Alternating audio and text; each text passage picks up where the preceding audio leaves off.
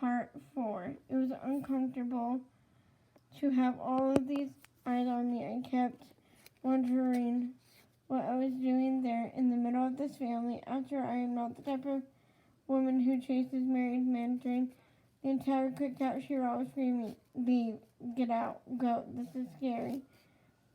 Cody says he felt electricity between us that night, but I was working hard to prevent any connection. I would simply not allow myself to be open in any way. I put my wall up. I put up my wall and I hid behind it and hid behind it. However, there was one moment when this wall was crumbled completely.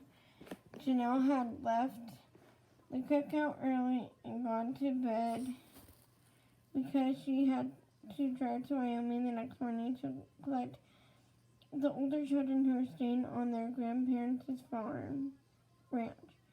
Many of the younger children were still running around the backyard. When Janelle said goodnight, Cody told her that he would put Savannah, their youngest, to bed a little while later. I wanted to check on my kids who were off playing somewhere in the house. The house was big, and I had no idea where anything was. I walked through Mary's apartment and spied Cody in the kitchen. She was holding Savannah, washing her face and her feet in the sink. He didn't know I was watching.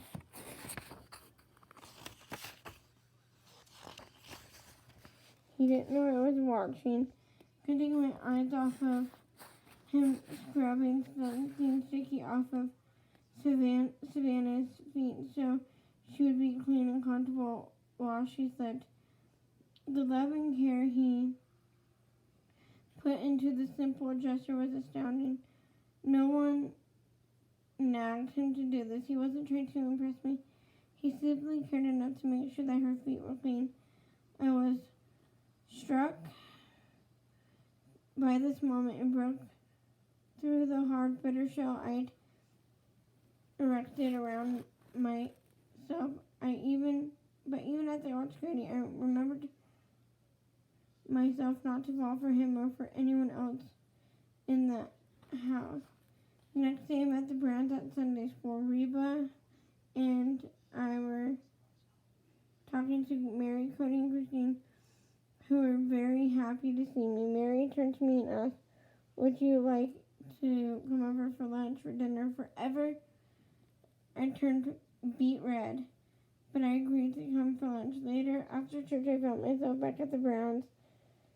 Janelle was picking up the older children. Mary had run an errand, and Christine was bustling in and out. So Cody and I were left pretty much to ourselves. It was awkward.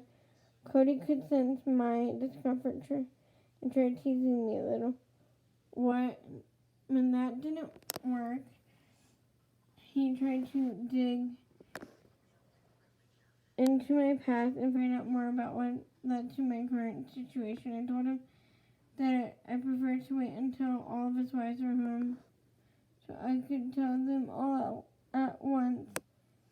Suddenly the door opened and all the teenagers burst in. They stormed to the house. Cody ran up to Logan, his oldest, and hugged him like his best friend. All the kids were talking at once.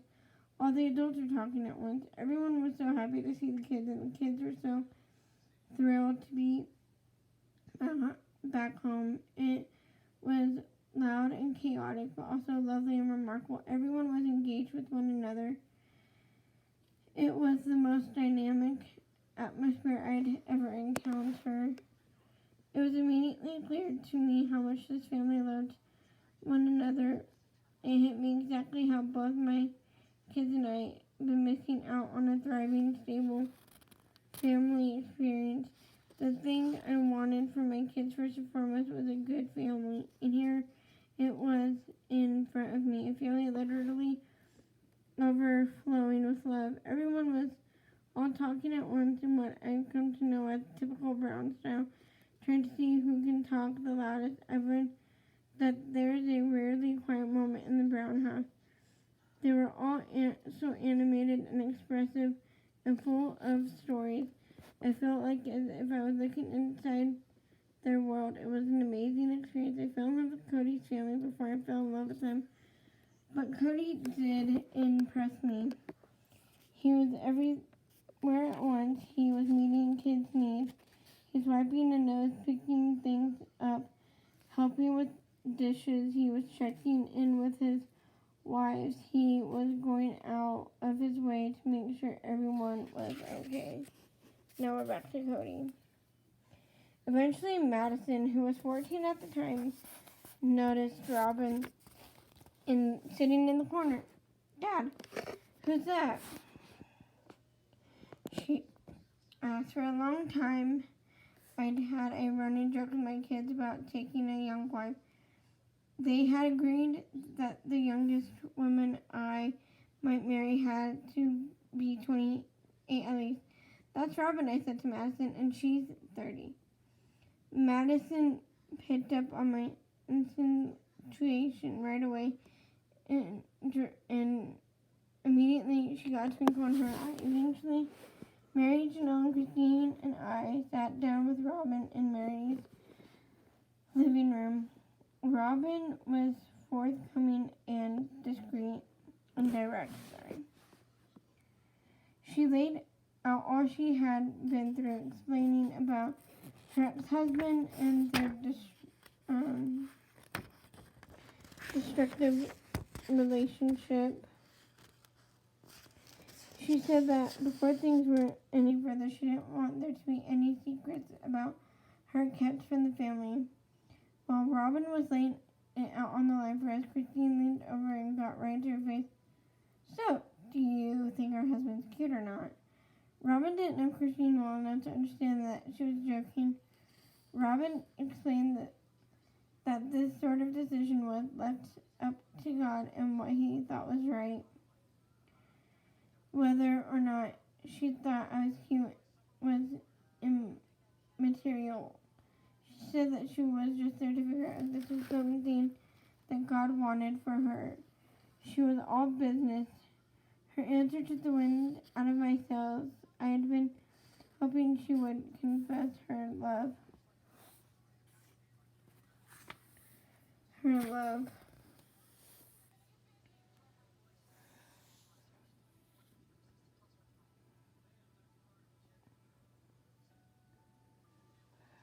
I had been hoping she would confess to the same electricity I'd felt when I was with her. I was deflated. Finally, Robin explained that pursuing a married man isn't something she'd ever do. Yeah, right, you hussy. Christine teased. Robin looked mortified. By the end of the evening, I was despondent. I was not just smitten with her, but in love.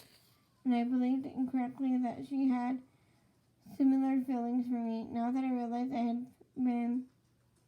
had had to court her affection the next day when I got home from work, I discovered that Mary had invited Robin over. Since my wife had given me permission to get to know Robin, which is the first step in approaching a new wife, I decided to do what was on my right. And Robin, I said, do you want to see if we can get to know each other better? Maybe, but I'm not asking anyone's permission, she said. This meant she wasn't going to approach her father or the church leaders. All the hard work had fallen on me. She was going to make things easy. Now we are back to Robin. There are several ways for a woman to enter into a photo marriage. One of these is to tell her father and her church leaders, after which they would approach the family. I felt uncomfortable with this. I was a divorced woman. People were already under the impression that I was hunting for a husband, which was completely untrue. Even though I had legitimate grounds for divorce from my first husband, a failed marriage still tarnished my reputation, so I was especially careful not to give the impression that I was desperate to remarry. I didn't want to chase anyone.